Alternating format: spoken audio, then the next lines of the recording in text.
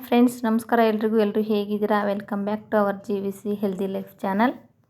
Friends, ನಾನಿವತ್ತು very ಸಿಂಪಲ್ಲಾಗಿ ಹಾಗೂ ತುಂಬ ಫಾಸ್ಟಾಗಿ ಆಗುವಂತಹ ಟೇಸ್ಟಿ ರೆಸಿಪಿಯನ್ನು ತೋರಿಸ್ತಾ ಇದ್ದೀನಿ. ನೀವು ನೋಡ್ತಿರೋ ಹಾಗೆ ನಾನು ಇಲ್ಲಿ ವೆಜಿಟೇಬಲ್ ಫ್ರೈಡ್ ರೈಸನ್ನು ಯಾವ ರೀತಿ ಮಾಡೋದು ಅಂತ ತೋರಿಸ್ತೀನಿ. ವೆರಿ ಸಿಂಪಲ್ ಹಾಗೂ ತುಂಬಾ ಟೇಸ್ಟಿಯಾಗಿರೋದು, ಎಲ್ಲರೂ ಕೂಡ ಇಷ್ಟಪಡುವಂಥ ರೆಸಿಪಿಯಾಗಿದೆ. ಇದು ಲಂಚ್ ಬಾಕ್ಸ್ಗೆ ಅಥವಾ ಟಿಫನ್ಗೆ, ಸ್ನ್ಯಾಕ್ಸ್ಗೆ ಎಲ್ಲ ಥರನೂ ನಾವು ಇದನ್ನು ಮಾಡ್ಕೊಂಡು ತಿನ್ಬೋದು. ಓಕೆ ಫ್ರೆಂಡ್ಸ್, ನಾನು ವೆಜಿಟೇಬಲ್ ಫ್ರೈಡ್ ರೈಸನ್ನು ಏನೇನು ತಗೊಂಡಿದ್ದೆ ಅಥವಾ ಇದನ್ನು ಯಾವ ರೀತಿಯಾಗಿ ಮಾಡೋದು ಅಂತ ತೋರಿಸ್ತಾ ಇದ್ದೀನಿ ನೋಡಿ. ಇಲ್ಲಿ ಫಸ್ಟು ವೆಜಿಟೇಬಲ್ ತಗೊಂಡಿದ್ದೀನಿ. ಅದರಲ್ಲಿ ಬೀನ್ಸು ಮತ್ತು ಕ್ಯಾರೆಟು ಮತ್ತು ಕ್ಯಾಬೇಜಿನ ಸಣ್ಣದಾಗಿ ಕಟ್ ಮಾಡಿದ್ದೀನಿ. ಹಾಗೆ ಒಗ್ಗರಣೆಗೆ ಸ್ವಲ್ಪ ಹಸಿಮೆಣ್ಸಿನ್ಕಾಯಿ ತಗೊಂಡಿದ್ದೀನಿ. ಹಾಗೆ ಸಣ್ಣದಾಗಿ ಹಚ್ಕೊಂಡಿರುವಂತಹ ಈರುಳ್ಳಿ ಮತ್ತು ಇಲ್ಲಿ ನಾನು ಬಜ್ಜಿ ಮೆಣಸಿನ್ಕಾಯನ್ನೇ ತಗೊಂಡಿದ್ದೀನಿ, ಯಾಕಂದರೆ ಕ್ಯಾಪ್ಸಿಕಮ್ ಇಲ್ಲ. ಸೊ ಹಂಗಾಗಿ ಕೊತ್ತಂಬರಿ ಸೊಪ್ಪು ಮತ್ತು ಫ್ರೈಡ್ ರೈಸ್ ಪೌಡ್ರು ಮನೆಯಲ್ಲೇ ಮಾಡಿರೋದು, ಹಾಗೆ ಒಂದು ಸಣ್ಣದಾಗಿ ಹಚ್ಕೊಂಡಿರೋಂಥ ಟೊಮೊಟೊನ ತಗೊಂಡಿದ್ದೀನಿ. ಓಕೆ, ನಾನಿಲ್ಲಿ ಯಾವ ರೀತಿಯಾಗಿ ಮಾಡೋದಂತ ತೋರಿಸ್ತಾ ಇದ್ದೀನಿ ನೋಡಿ.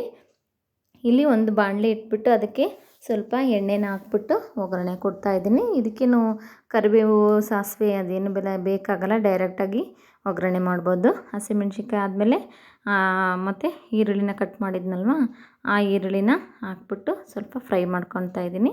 ಇಲ್ಲಿ ಯಾವುದೇ ಆಗಲಿ ಫ್ರೈಡ್ ರೈಸ್ಗೆ ನಾವು ವೆಜಿಟೇಬಲ್ಸ್ ಯಾವುದನ್ನು ಕೂಡ ನೀಟಾಗಿ ಬೇಯಬೇಕಂತ ಏನಿರಲ್ಲ. ಕ್ರಂಚಿಯಾಗಿ ಕ್ರಿಸ್ಪಿಯಾಗಿ ಇದ್ದರೆ ನಮಗೆ ತಿನ್ನೋಕ್ಕೆ ಚೆನ್ನಾಗಿ ಅನಿಸುತ್ತೆ. ಸೊ ಹಂಗಾಗಿ ಜಾಸ್ತಿ ಬೇಯಿಸೋದೇನು ಬೇಕಾಗಲ್ಲ. ಹಂಗಾಗಿ ಇದು ಬೇಗನೆ ಆಗುವಂತಹ ರೆಸಿಪಿ. ಹಾಗೆ ನಾನು ಬಜ್ಜಿ ಮೆಣಸಿನ್ಕಾಯಿ ತಗೊಂಡಿದ್ನಲ್ವ, ಅದನ್ನು ಇವಾಗಲೇ ಸ್ವಲ್ಪ ಫ್ರೈ ಮಾಡ್ಕೊಂಡಿದ್ದೀನಿ. ಕ್ಯಾಪ್ಸಿಕಮ್ ಇದ್ದರೆ ತುಂಬ ಚೆನ್ನಾಗಿರುತ್ತೆ, ಬಟ್ ನಾನು ಮಾತ್ರ ಕ್ಯಾಪ್ಸಿಕಮ್ ಇರಲಿಲ್ಲ. ಸೊ ಹಂಗಾಗಿ ಇದನ್ನೇ ಹಾಕಿದ್ದೀನಿ, ಚೆನ್ನಾಗಿರುತ್ತೆ ಅಂತ. ಅದಕ್ಕೆ ಸ್ವಲ್ಪ ಬೆಳ್ಳುಳ್ಳಿ ಪೇಸ್ಟ್ ಹಾಕ್ತಾಯಿದ್ದೀನಿ. ಶುಂಠಿ ಬೆಳ್ಳುಳ್ಳಿ ಪೇಸ್ಟನ್ನ ಹಾಕ್ಬಿಟ್ಟು ಇದನ್ನು ಸ್ವಲ್ಪ ಹಸಿ ವಾಸನೆ ಹೋಗೋವರೆಗೂ ಸ್ವಲ್ಪ ಹುರ್ಕೋಬೇಕು ಒಂದು ಸೈಡಲ್ಲಿ. ಹಾಗೆ ಈರುಳ್ಳಿ ಮತ್ತು ಮೆಣಸಿನ್ಕಾಯಿ ಇದನ್ನೆಲ್ಲ ಮಿಕ್ಸ್ ಮಾಡ್ಕೊಳ್ತಾ ಶುಂಠಿ ಬೆಳ್ಳುಳ್ಳಿ ಪೇಸ್ಟನ್ನು ಕೂಡ ಇದ್ರ ಜೊತೆಗೆ ಹೊಂದಿಸ್ಕೊಂಡು ಮಿಕ್ಸ್ ಮಾಡ್ಕೊಂಡು, ನೆಕ್ಸ್ಟ್ ಇಲ್ಲಿ ಸಣ್ಣದಾಗಿ ಹೆಚ್ಕೊಂಡಿದ್ನಲ್ವ ಆ ಟೊಮೊಟೊನ ಹಾಕ್ಬಿಟ್ಟು ಸ್ವಲ್ಪ ಫ್ರೈ ಮಾಡ್ಕೊಳ್ತಾ ಇದ್ದೀನಿ. ಟೊಮೊಟೊ ಹಾಕಿದರೆ ಸ್ವಲ್ಪ ಟೇಸ್ಟು ಡಿಫ್ರೆಂಟಾಗಿರುತ್ತೆ, ಹಾಗೆ ಗೊಜ್ಜು ಕೂಡ ಚೆನ್ನಾಗಿ ನಮಗೆ ಒದಗುತ್ತೆ. ಹಂಗಾಗಿ ನಾನು ಟೊಮೊಟೊನ ಹಾಕ್ತಾಯಿದ್ದೀನಿ. ಆದ್ರೂ ಚೆನ್ನಾಗಿರುತ್ತೆ ಟೇಸ್ಟು. ಟೊಮೊಟೊ ಸ್ಕಿಪ್ ಮಾಡಿದ್ರೂ ನಿಮ್ಮಿಷ್ಟ, ಬೇಕು ಅಂದರೆ ಹಾಕ್ಕೋಬೋದು, ಇಲ್ಲಾಂದರೆ ಬೇಡ, ನಿಮ್ಮಿಷ್ಟ ಸ್ಕಿಪ್ ಕೂಡ ಮಾಡ್ಬೋದು. ಹಾಗೆ ನಾನು ಸಣ್ಣದಾಗಿ ಕಟ್ ಮಾಡಿರೋವಂತಹ ಕ್ಯಾರೆಟ್ನ ಹಾಕ್ತಾಯಿದ್ದೀನಿ ಮತ್ತು ಸಣ್ಣದಾಗಿ ಕಟ್ ಮಾಡಿರೋವಂತಹ ಬೀನ್ಸ್ನ ಕೂಡ ಸ್ವಲ್ಪ ಫ್ರೈ ಮಾಡ್ಕೊತಾ ಇದ್ದೀನಿ. ಇಲ್ಲಿ ಜಾಸ್ತಿ ಬೇಯಿಸ್ಬೇಕೇನು ಇರಲ್ಲ, ಹಂಗಾಗಿ ಸ್ವಲ್ಪ ಎಣ್ಣೆಯಲ್ಲಿ ಹುರ್ಕೋಬೇಕಾಗುತ್ತೆ ಅಷ್ಟೇ. ಹಾಗೆ ಇಲ್ಲಿ ಕ್ಯಾಬೇಜ್ ತಗೊಂಡಿದ್ನಲ್ವ, ಅದನ್ನು ಕೂಡ ಇದೇ ಟೈಮಲ್ಲಿ ಹಾಕ್ತಾಯಿದ್ದೀನಿ. ಎಲ್ಲದನ್ನು ಸುಮ್ಮನೆ ಸ್ವಲ್ಪ ಫ್ರೈ ಮಾಡ್ಕೊಬಿಟ್ಟು ಅದಾದಮೇಲೆ ಫ್ರೈಡ್ ರೈಸ್ ಪೌಡ್ರ್ ಹಾಕ್ಬಿಟ್ಟು ಒಗ್ಗರಣೆ ಮಾಡೋದಷ್ಟೇ. ಈ ಟೈಮಲ್ಲಿ ಉಪ್ಪನ್ನು ಕೂಡ ಆ್ಯಡ್ ಮಾಡ್ಕೋಬೇಕಾಗುತ್ತೆ. ನಾನು ಉಪ್ಪು ಹಾಕಿರೋದು ಮೋಸ್ಟ್ಲಿ ಸ್ಕಿಪ್ ಆಗಿದೆ ಅನಿಸುತ್ತೆ ವಿಡಿಯೋದಲ್ಲಿ. ಉಪ್ಪನ್ನು ಕೂಡ ಹಾಕ್ಕೊಂಡು ನಾವು ನೀಟಾಗಿ ಈ ಒಂದು ತರಕಾರಿನೆಲ್ಲ ಹುರ್ಕೋಬೇಕಾಗುತ್ತೆ. ಆವಾಗ ಅದಕ್ಕೆ ಉಪ್ಪು ಚೆನ್ನಾಗಿ ಹತ್ತುತ್ತೆ. ಸೊ ಹಂಗಾಗಿ ಇವಾಗಲೇ ಉಪ್ಪು ಹಾಕಬೇಕು. ಎಷ್ಟು ಕಲರ್ಫುಲ್ಲಾಗಿ ಕಾಣಿಸ್ತಾ ಇದೆಯಲ್ವಾ, ಅದಕ್ಕೇ ಎಲ್ಲರೂ ವೆಜಿಟೇಬಲ್ ಫ್ರೈಡ್ ರೈಸ್ ಅಂದರೆ ತುಂಬಾ ಇಷ್ಟಪಡೋದು. ಹಾಗೆ ಕಲರ್ಫುಲ್ಲಾಗೂ ಕೂಡ ಇರುತ್ತೆ ಮತ್ತು ಟೇಸ್ಟಿನೂ ಕೂಡ ಇರುತ್ತೆ. ನನಗಂತೂ ತುಂಬಾ ಇಷ್ಟ ಇದು. ಸೊ ಇಲ್ಲಿ ಸ್ವಲ್ಪ ನಮಗೆ ಚಿಲ್ಲಿ ಪೌಡ್ರನ್ನ ಹಾಕ್ಕೋಬೋದು, ಇಲ್ಲ ಅಂದರೆ ಅದರಲ್ಲೇ ಬಂದಿರುತ್ತಲ್ವ ಪೌಡ್ರಲ್ಲಿ, ಹಾಕೋದೇನು ಬೇಕಾಗಲ್ಲ. ಖಾರ ಜಾಸ್ತಿ ಬೇಕು ಅನ್ನೋರು ಮಾತ್ರ ಹಾಕ್ಕೋಬೋದು.